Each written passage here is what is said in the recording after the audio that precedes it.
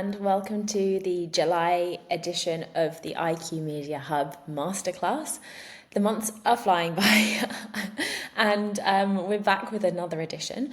This time it's midsummer, so I'm the one leading your masterclass today and going to be sharing some expertise that I've picked up through my work at the audiences. So let's jump straight into it. I would like to share with you 3 lessons from my conversations with hundreds of publishers around the world. In fact, I co-founded the audiences with my colleague Marion 2.5 years ago, and our goal is to support publishing professionals in making better decisions when it comes to engaging, converting, and retaining their audiences. So through this, we get to speak to publishers around the world of every different shape and size and at different levels of maturity in this digital transformation journey, which is incredibly interesting. There are so many inspiring use cases that aren't really talked about or shared outside of these silos, because these silos, they exist not only within teams, within the company, but also within the country, each country, and the industry as a whole. So our goal, what we try to do at the audiences, is to break down these barriers, break down these silos, and share success stories outside of the silos, so that then you can be inspired and continuously innovate in order to move through this digital transformation successfully. So, after having spoken to all of these different publishers around the world, in particular throughout this year, with all of the recent changes that 2025 has brought so far, I would like to share 3 things that you should be prioritising this year, for the rest of this year and the years to come. The first one is paywall dynamicity, and dynamicity I don't even think is a word, but we're going to use it because dynamicity is one of the most important things in a digital subscription model today. But in order to talk about dynamicity and where you should be today in your paywall model, we need to go back to kind of the evolution of subscription models. It's like the history lesson of subscriptions. So looking back at before 2011, very few publishers were online, digital, and employing a digital subscription model. But some start to test it. I mean, the New York Times launched their paywall in 2011, trialing a one-size-fits-all model. These are often metered, so it means that you have access to a quota, a set number of articles per month. And there were so many people against this strategy. So many people wrote articles or talked about how the New York Times was doing the wrong thing. Why were they shutting down their content? It's a bad idea. Leave it open. But look at the New York Times today. That just shows the value and importance of continuously innovating and testing new things and not necessarily following crowds. But the challenge at this moment was that with falling ad and print revenue, how can publishers continue to monetize our content? Fast forward to 2010s, 2020s, and increasingly more are jumping on the trend and testing digital subscriptions. And we're seeing this division across the world. In North America, publishers tend to favour a metered model. So like I said, that's when you get access to a quota of free articles. And in that sense, every single article is technically premium because you could be blocked on every single article. Whilst in the EU, publishers are mainly employing a freemium model. So that's where content is divided into free and premium, free being open and premium being blocked by paywall and reserved for subscribers only. And we can see the example of El País here, who tags their premium content, and that seems to be a trend across Europe. The challenge is as before, but also which content should be free versus premium. And this is why we're seeing this division of models. And actually, these different models, they impact the content we're writing as well. Because like I said, in a metered model, all content should be considered worth paying for, because a reader could be blocked on any article. Whilst for LP's model, the freemium model, content is literally divided into the free content, which is more ad focused, and premium content, subscriber focused, which is highest quality content you can produce, and those are the ones that are blocked. So if we're building out this idea of freemium, we can see it like this. It's another way of thinking about it. And often the ad-focused articles, update me content, is things that you can get elsewhere that aren't necessarily something super unique to that publisher, whilst the paid articles are more inspire me or give me a perspective, give me something that I can't get elsewhere. Then fast forward to today, and dynamic models are gaining more traction. They're becoming more accessible and widely understood as the best strategy. And just to remind you, dynamic models are where you adapt the experience to a reader's profile or context. So, for instance, here we have an example from the Kiev Independent, who created this banner targeted to US readers. So they segmented their audience based on location, and they built a specific experience for US readers in order to make them feel heard, make them feel part of the organization, and encourage them, be more targeted, encourage them to give support. So this is an example based on location, but it could also be dynamic based on source of traffic, based on level of engagement, based on the content type, or the reader status, for instance. So providing a different paywall for X subscribers, for instance.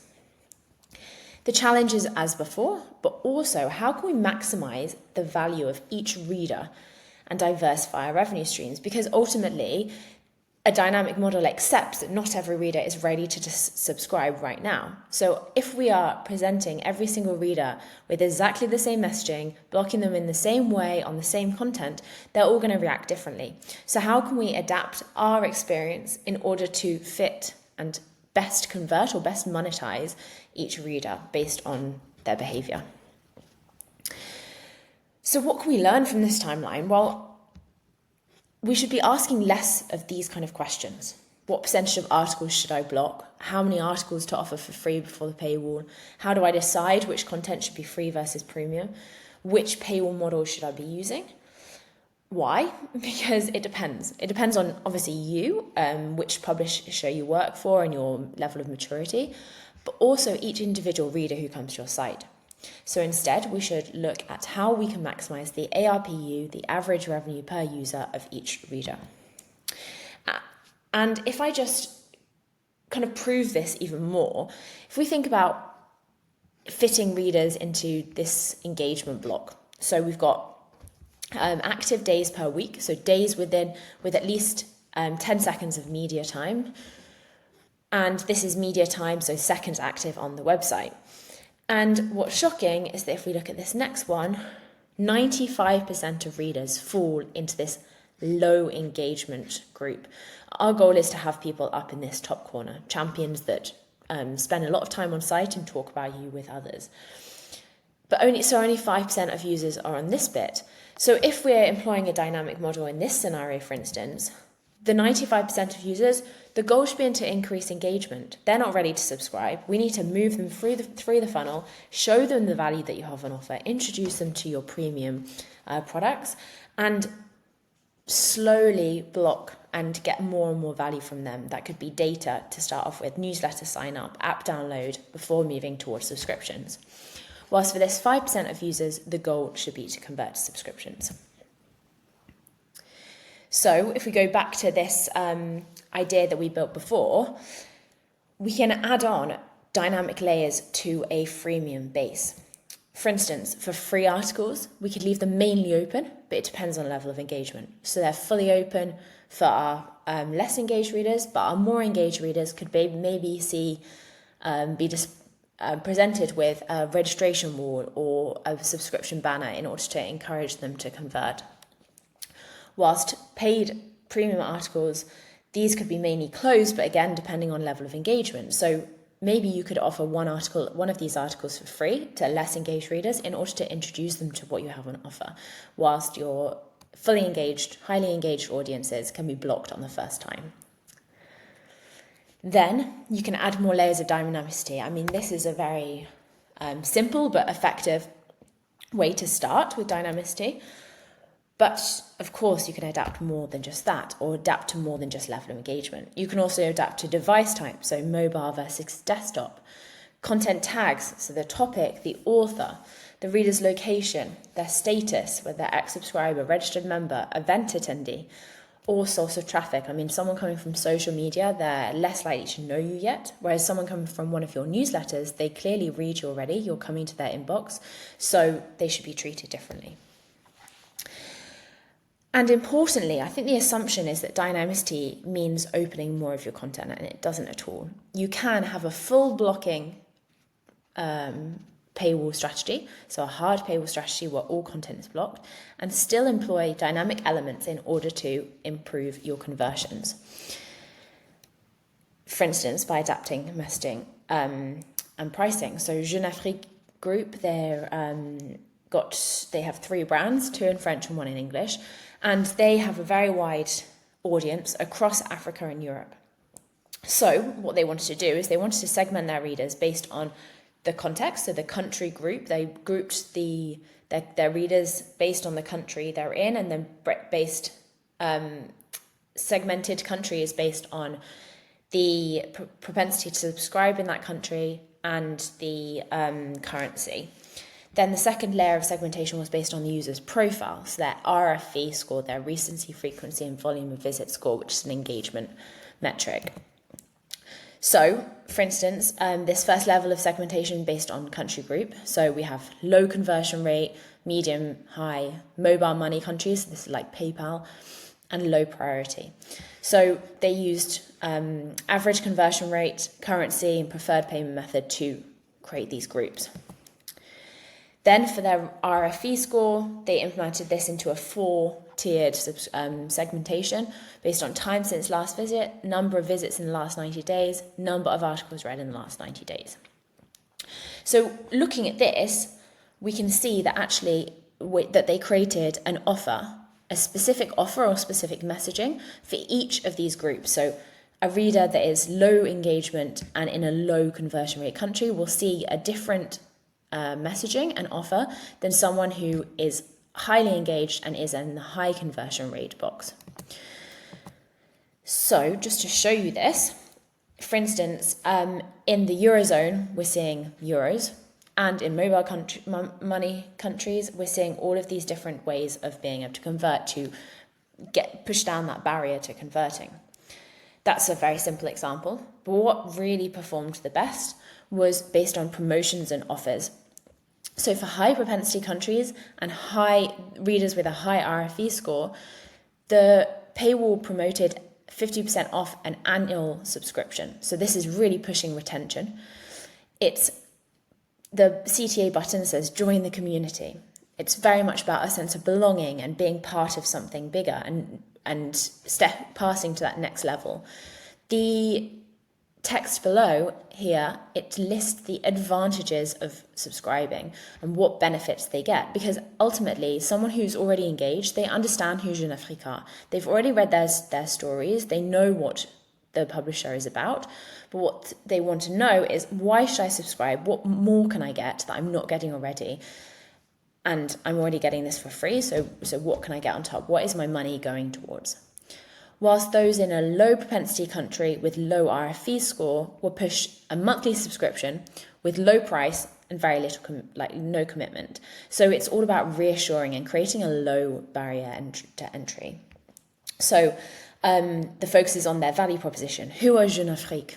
What do they stand for? And why should you believe in them? €1 for a first 3-month trial, no commitment, and the CTA button is, yes, let me make the most of this offer. So it's all about a discovery offer, as they say here, whilst this is about an exclusive offer. And this paid off. Paywall click-through rate increased by 14% in 3 months, 35% increase in conversion rates, and then they also added dynamicity to their subscription offers page, which led to a 2 times increase in conversion rates. So very significant results when you're adapting this messaging and pricing. The second recommendation that I'd like to share is a focus or a reminder that humans are there. It's a funny way to put it, but and I found this. I love this illustrator called Matt in the UK. He's very impressive and does illustrations about the news, and I think this really is just summing up how AI is taking over all of our lives in every sense of the word. And of course, it is providing a huge amount of value. I mean, just look at this example from Clarion, who's created voice cloning AI tool for their audio player on articles. So actually you can listen to the voice with the voice of the author, but the author doesn't have to record it, which is just it's creating really close relationships with readers without using additional time of their journalists. And this is 5% click-through rate, which is well above industry standards. And with AI comes this tsunami of content. So then the question is, how can we continue to provide value to audiences in a way that's different to other subscription offers, or even independent content creators or anyone on the web who can now just type an idea into AI and AI will turn it into an article? This is where creating a two-way conversation with readers really comes into play. Instead of us talking to audiences, we need to talk with. The days of just printing out the article and sending it to audiences is over, and digitalization provides so many opportunities to build conversations that we can interact with readers and provide more value outside of just the content. So one strategy that a lot of publishers are putting into place are these live Q&As with journalists. So you have a comment section or you have a live feed, and the journalist will go, or an expert will go into the comment section for an hour and reply to all questions within that comment section for that hour. So it's creating this like one-to-one conversation with a journalist and really putting a face and a human side to your brand. And this led to 119 increase in the number of comments that were posted once an author went below the line. So people are really engaging in this. It then led to more articles being able to be written afterwards. So it's community fueling journalism that then fuels more community. Der Spiegel launched a debating section. So they found that they had so many comments on all of their articles, and it was great, but they might have, say, 20 articles about a single news story, and each one has its own comment section. So it's dispersing that value. It's losing some of the value that they could be getting from the comment section. So what they did is they created debates, and the debates lead to content. So you could tag all of those 20 articles that relate to that topic, but you ask a very clear, direct question. I mean, this one here is, do you skip breaks at work when there is a lot of work to do? You can vote for yes or no. You can share it, you can comment, you can add your own result, your thoughts. You see the articles on the debates, and this is part of their premium model as well. So debating is part of a subscription. In order to see the debate, you need to register in order to access the section. And many of the articles tagged are premium as well. So it's fueling their premium model and creating this space where the community is part of the value that they're offering to subscribers.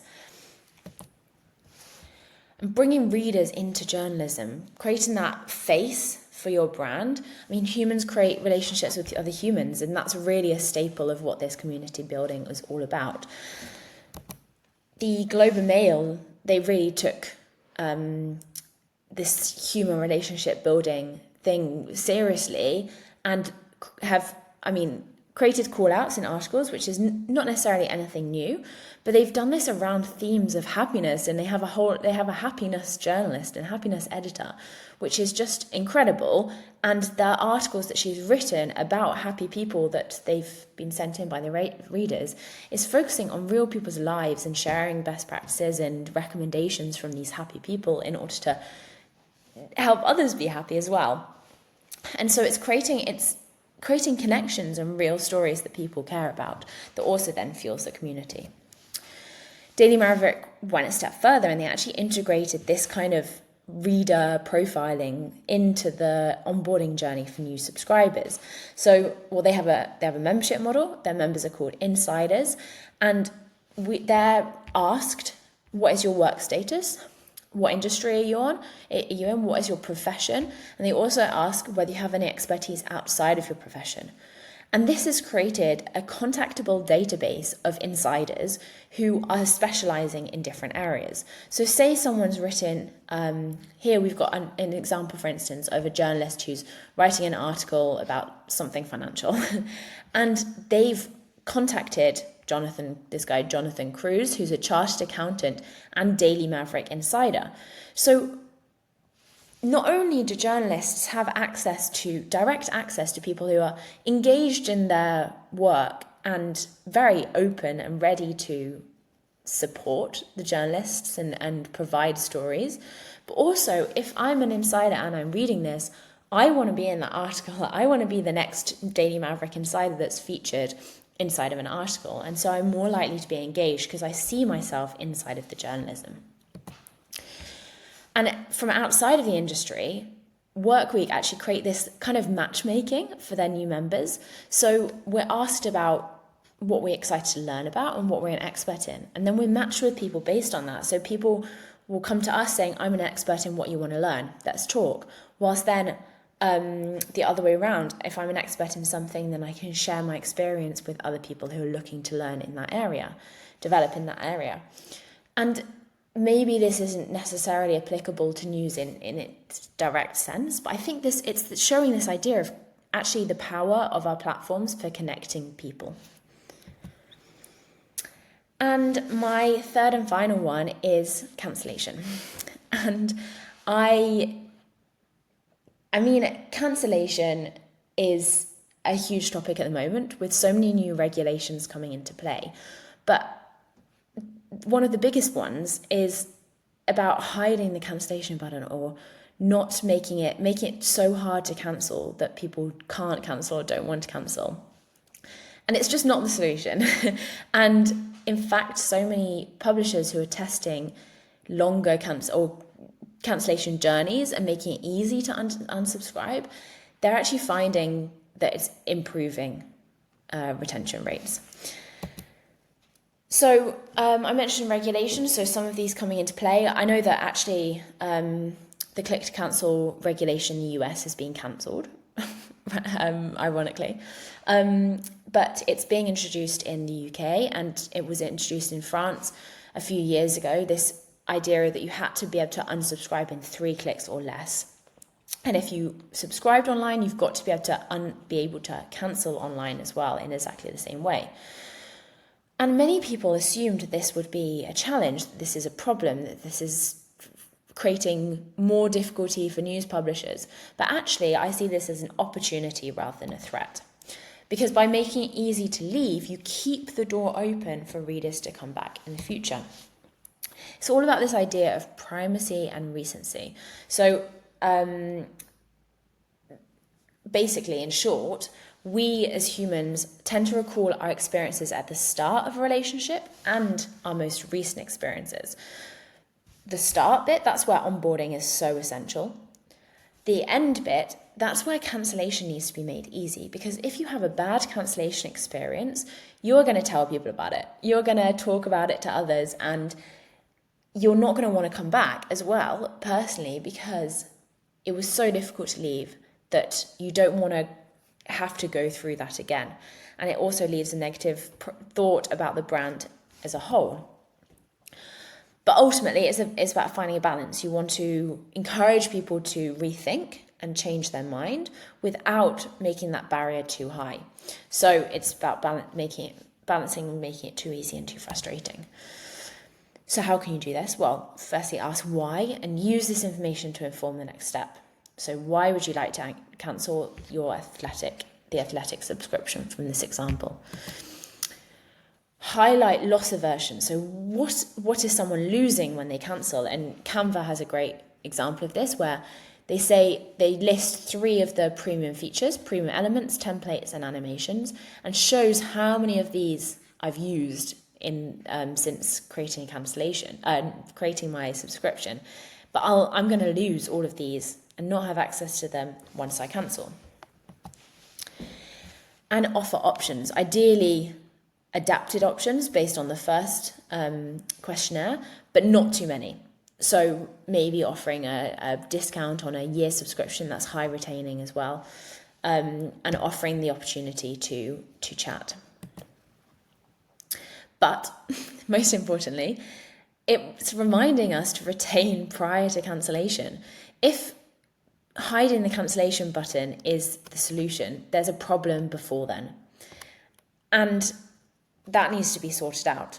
If we leave that barrier open and encourage someone to make it easy for someone to cancel, the idea is that before they get to that point, they're already so engaged and they understand what value you have to offer that they won't go through with it, or they won't even use it, even if it is available to them quite easily in their account section. Because ultimately, cancellation is only one step in the funnel. There are so many different steps prior to this. In the first minutes when they subscribe, in their renewal moments, engagement throughout their use of the product, moments when you can understand, you can analyse whether they're an at-risk subscriber, as well as cancellation, and even after, in their grace period and as an ex-subscriber. Throughout this is where you need to push the most valuable features that you have in your subscription model. And in order to understand that, or find out what those most valuable features are, you need to evaluate how popular products are, or aspects of your products are, and how impactful a product is on engagement. So we've got this example here from FT Strategies, one of their clients. So on the left-hand side, we have feature impact on engagement. So the features the highest up here are the ones that are the most engaging. And this is feature consumption, so the number of subscribers using this feature. And as we can see, there are a lot of subscribers using the exclusive articles or visiting exclusive articles. That's not surprising. That's probably the most important, well-recognized aspect of a digital subscription model. However, some of these are highly engaging and more engaging than the exclusive articles, but they're barely being used. For instance, saving articles, commenting, or downloading the PDF. If they're very engaging, we need to move them across to this right-hand side. This is another way to look at it. So you list your features and you work it out like this, then list them again based on their importance for your strategy, which is exactly what the Financial Times did. So I'm going to use that FT as an example here. So the most important they found was for retention was to encourage readers to play a game, to subscribe to the newsletter, to install the app, and to follow a columnist. And this idea of all of these can then be pushed throughout someone's life cycle, in early life, in life, the growth moments, and at renewal. So just showing how FT do this, in the onboarding journey, we can follow individual columnists. We create that one-to-one relationship and we form habits of signing up to a newsletter and following their work.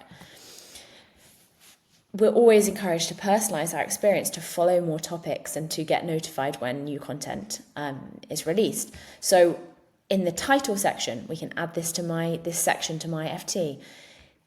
The tag for this specific article, add to my FT. On the right-hand side of articles, we've got different topics that are discussed in the article that we can add to my FT.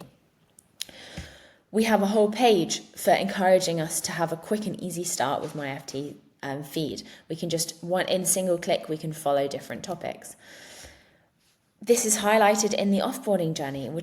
They're telling us what we'll miss out on, how many articles we read and what we're going to be losing, as well as a message from their chief economics commenter. So their goal, like I mentioned, is to move some of these, not this example is not from FT, but it's move some of these across to this right-hand side. But ultimately, if you had to take one thing away from what I've shared today, it's that experimentation and continuous innovation is key. We need to continuously be testing, experimenting, trying new things, and learning from others outside of our team, outside of our company, outside of our country, outside of our industry, in order to build a sustainable digital reader revenue model. Because what we see here, for instance, in the New York Times' model is this upward line. They've increased significantly the number of digital subscribers. What we don't see, however, is endless testing, endless variations of their paywall that they've learnt each time they've been launched, what works, what doesn't, what they could improve. They've iterated, learnt, tested again. And that's it. That's everything for today from me. I hope that this was valuable, and I hope that you are inspired to go back to your team and suggest that you learn from some of the things shared today. You can contact me on LinkedIn if you want to find out more, or you have some questions on the topic. And please follow along with the audiences. You can sign up to our newsletter on our website and stay in the loop with all of our events and our latest content to continue to be inspired by all of these case studies. And I will see you next month in August for another masterclass. A guest will be joining me again for that one. And in the meantime, have a lovely summer and see you then. Bye.